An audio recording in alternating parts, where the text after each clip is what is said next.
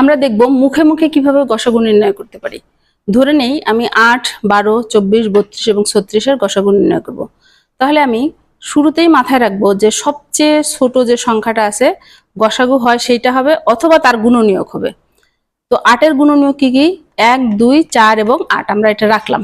তো এখন আমরা যেটা করব, কোনো গুণিতক সংখ্যা থাকলে সেগুলোকে বাদ দিয়ে দিব।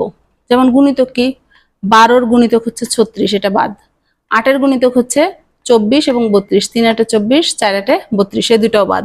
তাহলে এখন আমাকে গসাগু নির্ণয় করতে হবে 8 এবং 12। তো 8 দিয়ে কি 12 কে ভাগ যায়? যায় না। তার মানে 8 গসাগু হতে পারে না। তাহলে এখন থাকলো 4 গুণনীয়ক। 4 দিয়ে কি 8 কে ভাগ যায়? যায়। 4 দিয়ে কি 12 কে ভাগ যায়? যায়। তার মানে 4ই হচ্ছে সেই বড় গুণনীয়ক যেটা দিয়ে এদের প্রত্যেককে ভাগ করা যাবে। যেহেতু এই দুইজনকে ভাগ করা যায় তার মানে এদের প্রত্যেকেই ভাগ করা যাবে। তার মানে 4 হচ্ছে নির্ণেয় গসাগু। 1 এবং 2 আমরা যাব না, যেহেতু বড় গুণনীয়ক 4 আমরা পেয়ে গেছি, সেজন্য 1 এবং 2 যাব না।